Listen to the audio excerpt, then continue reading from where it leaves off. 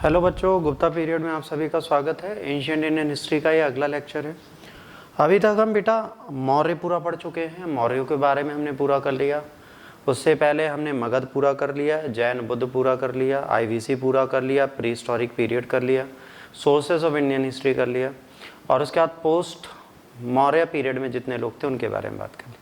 अब बेटा हम जिसकी बात करेंगे वो है गुप्त वंश। गुप्त वंश को प्राचीन भारत का स्वर्णिम युग भी बोला जाता है। ये बात हकीकत है कि जितनी बड़ी इनकी डायनेस्टी थी, इससे ज़्यादा बड़ी डायनेस्टी अशोक की थी। इसको हम बिल्कुल डिनाई नहीं कर सकते। पर अशोक की डायनेस्टी के बाद अगर किसी ने देश को पुनर्गठित किया और एक बड़े साम्राज्य की नींव डाली तो वो गुप्त थे। तो यहाँ पर गुप्तों की आज हम लोग बात करेंगे। और गुप्तों की बात में बेटा सबसे पहला जो महान शासक आएगा उसकी बात करेंगे। और उससे पहले हम बात करेंगे गुप्तों का कैसे आना हुआ। तो कुषाणों की बर्बादी के पश्चात उन्हीं के ऊपर उत्तर भारत में एक बहुत बड़ी राजनीतिक शक्ति उभरी जिसको हमने गुप्ता बोला। ये यूपी में रहते थे और ये कुषाणों के क्या थे? सामंत थे। कुषाणों के बाद इन्होंने मध्य भारत में गए और 250 से लेकर 275 तक वहाँ पर रूल किया। और यहाँ से धीरे धीरे गुप्ताओं की शक्ति बढ़ती रही। इसके जो फाउंडर है उनका नाम श्रीगुप्त है। और ये सेम जो फीचर कुषाणों के थे बिल्कुल वैसे ही चल रहे थे। फर्टाइल एरिया जो उपजाऊ मध्य देश में बिहार और यूपी था उसे पकड़ा उन्होंने मध्य देश के साथ। इन्होंने आयरन ओर को सेंट्रल इंडिया और साउथ बिहार से निकाला, मतलब लोहायस का यूज़ किया। और ईस्टर्न रोमन एम्पायर की तरह इन्होंने क्या किया? ईस्टर्न रोमन एम्पायर के साथ इन्होंने कुषाणों की तरह ट्रेड किया। तो जब इन्होंने व्यापार और वाणिज्य इनके साथ किया तो इससे क्या हुआ कि इनकी चीज़ें और इम्प्रूव हुई और बेहतर तरीके से चलती चली गई। अब इनके शासकों के बारे में अगर बात करेंगे तो सबसे पहला शासक बेटा होगा चंद्रगुप्त प्रथम। चंद्रगुप्त प्रथम ने 319 से लेकर 334 तक शासन किया। और इनकी शादी लिच्छवी राजकुमारी थी नेपाल की, वहां से हुआ। अच्छा, गुप्ता जो थे वो बेटा स्वयं तो वैश्य थे, तो अगर क्षत्रियों से विवाह होगा तो एक सम्मान की बात होगी। तो लिच्छवी एक क्षत्रिय थी, तो क्षत्रियों से जब हो गया तो एक इंपॉर्टेंस मिल गई।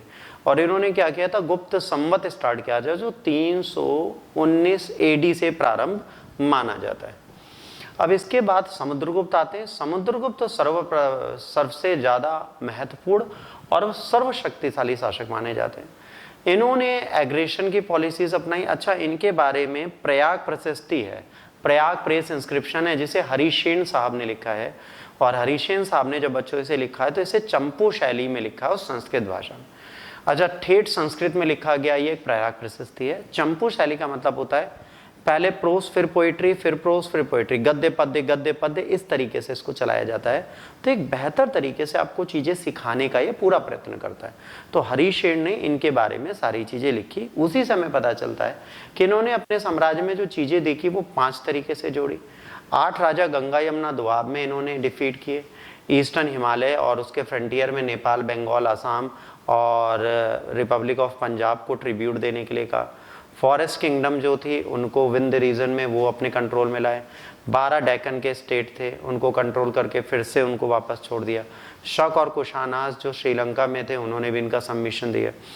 इसके बाद चाइनीज सोर्स कहते हैं, मेघवर्मन श्रीलंका के होते हैं, वो समुद्रगुप्त से आज्ञा मांगते हैं कि सर हम क्या यहाँ पे विहार बना सकते हैं टेम्पल के आसपास, तो वो उनको परमिशन देते हैं।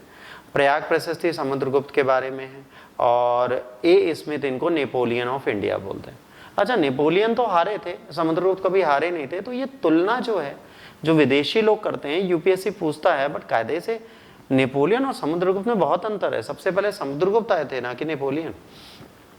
इसके बाद चंद्रगुप्त सेकंड आते हैं। इनके बारे में बेटा विशाख दत्त की एक पुस्तक है देवी चंद्रगुप्तम, जिसमें बताया कि इनका भाई रामगुप्त पहले शासन करता है, उसको मारकर ये गद्दी पर आते हैं। और इनके समय पर साम्राज्य बहुत ऊंचा पहुंच जाता है।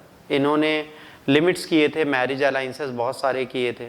और इनकी मैरिज नागा प्रिंसेस से भी हुई थी। इन्होंने अपनी बेटी की शादी प्रभावती की वाकाटका प्रिंस से कर दी थी। बाद में उनकी डेथ हो जाती है तो वर्चुअल रूलर प्रभावती बन जाती है और चंद्रगुप्त इसको टैकल करने लगता है। सो सेंट्रल एशिया में भी ये, सेंट्रल इंडिया में भी पहुंच जाते हैं। गुजरात के शक रूलर्स होते हैं वो वहाँ शासन कर रहे होते हैं। अब चंद्रगुप्त के बाद वेस्टर्न सी का भी एक्सेस आ जाता है इस चक्कर में।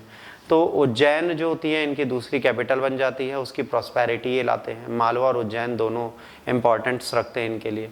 उज्जैन जो प्रभावती के टाइम पर शासन किया जा रहा है वो है। इसके बाद चंद्रगुप्त विक्रमादित्य का टाइटल लेते हैं। विक्रमादित्य टाइटल पहली बार वो तब लेते हैं जब वो शाका से 57 BC में उज्जैन को जीत लेते हैं।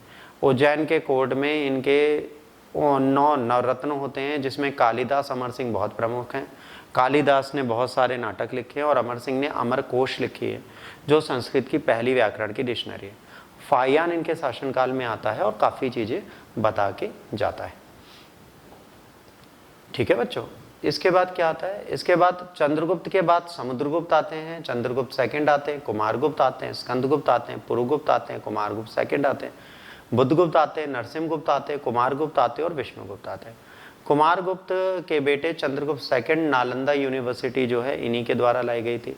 और हुनास का अटैक गुप्ता एम्पायर में होता है, स्कंदगुप्त उस टाइम पर होते हैं। यही अकेले लास्ट बहुत अच्छे शासक थे, इसके बाद ये हारने लगते हैं। इनकी डेथ के बाद पुरुगुप्त, बुद्धगुप्त, नरसिंहगुप्त, कुमारगुप्त, विष्णुगुप्त ये सब हुना के अटैक को नहीं कंट्रोल कर पाते और धीरे धीरे डिसइंटीग्रेट होना स्टार्ट कर देते हैं। इसके बाद जो सक्सेसर होते हैं चंद्रगुप्त सेकंड के, वो हुनास को नहीं कर पाते, स्कंदगुप्ती थे जिन्होंने इसको टैकल किया। बाकी शासक वीक थे। हॉर्समैन और इन चीज़ों को लेने के चक्कर में हुनास इनसे ज़्यादा अच्छे निकल गए। हुनास रूलर तोरामन थे जिन्होंने जैन और उनके सन मेहरकुल जो शिवास थे। तोरामन खुद जैन थे और उनके बेटे मेहरकुल शैव भक्त थे। हुनास ने पंजाब और कश्मीर में अपनी पूरी एक डायनेस्टी बनाई। हुनास को यशोधर्मन जो थे फैमिली ऑफ मालवा से तो उन्होंने हटाया। यशोधर्मन ने फिर गुप्तास को चैलेंज किया और पिलर ऑफ विक्ट्री लगाया नॉर्थ इंडिया में।